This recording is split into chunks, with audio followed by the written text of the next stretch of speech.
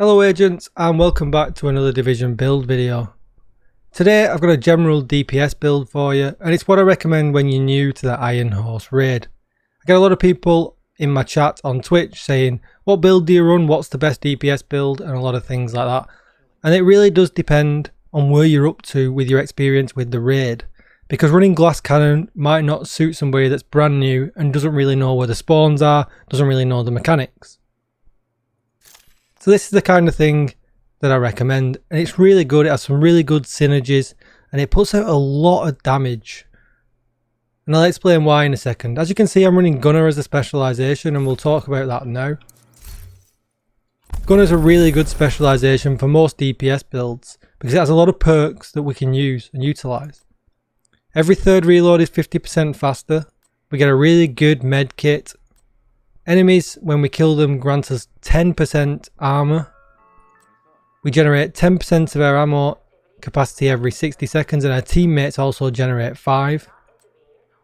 Our rate of fire is increased for 5% on a kill.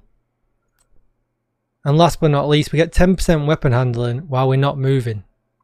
So it's just really nice all around. I would definitely recommend it. And obviously spec into AR if you're using AR, LMG if you're using LMG, and so on.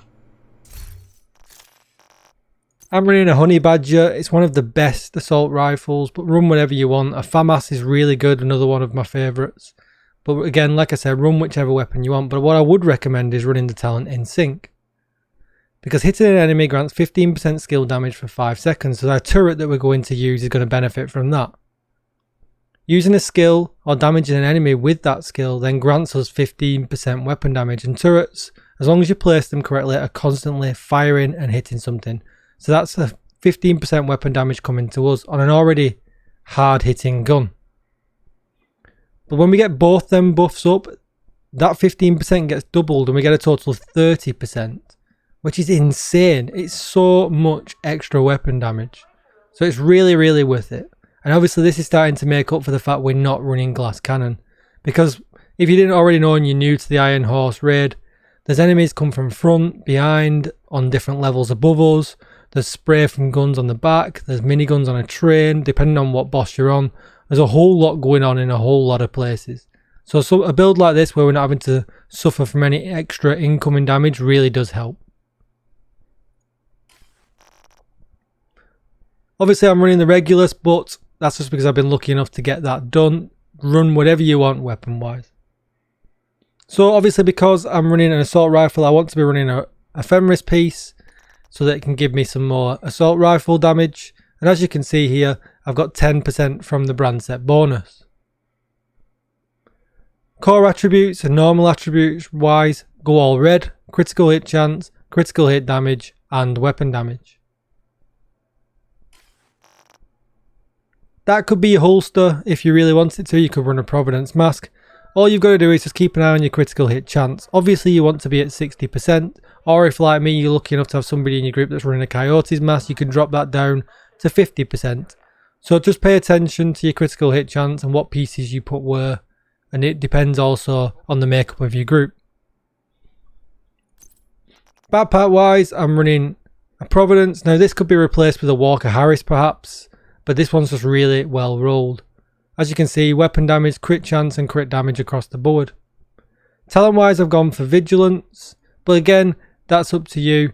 I'm going to be in cover a lot, so it kind of makes sense for me to run that. I'm not planning on taking any damage, but you do have some other options.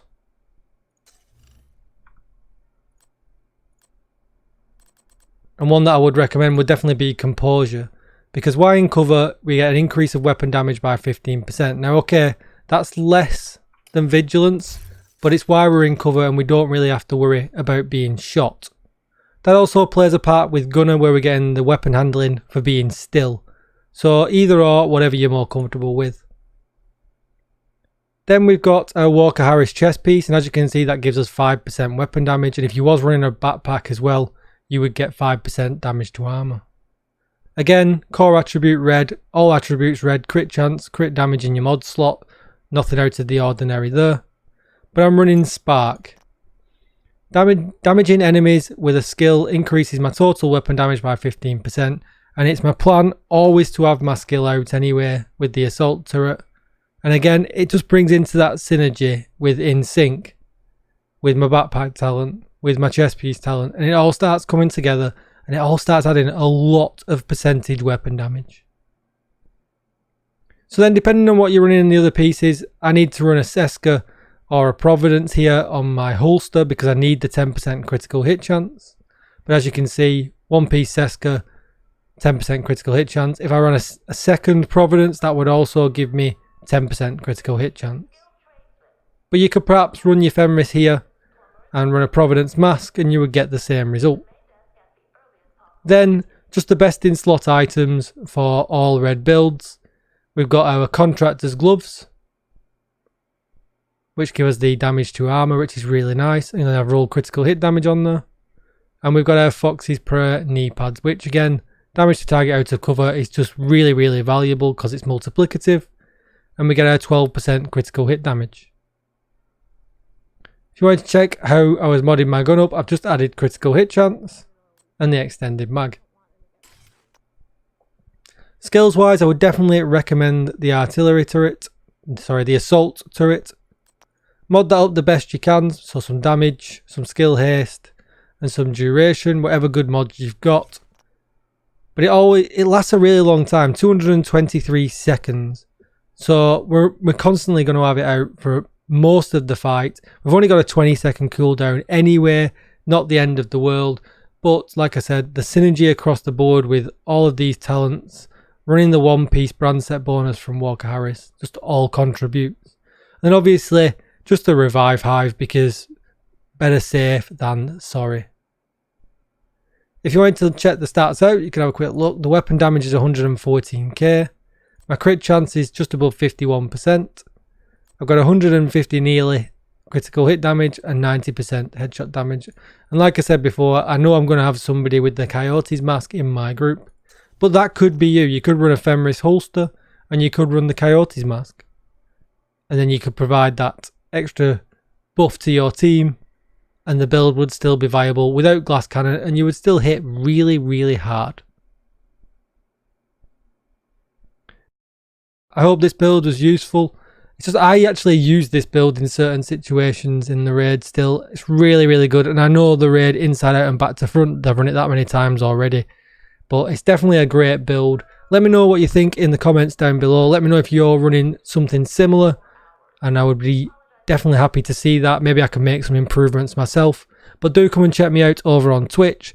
Twitch.tv/DJTICKLE, where we are, like I said, running Iron Horse raid help almost every day. So if you need some help, come and holler in our direction. Hit that subscribe button, hit the bell for future notifications. I put out so many videos recently and I've got a lot more to come. And I'll see you in the next one. Thanks for watching everybody. Goodbye.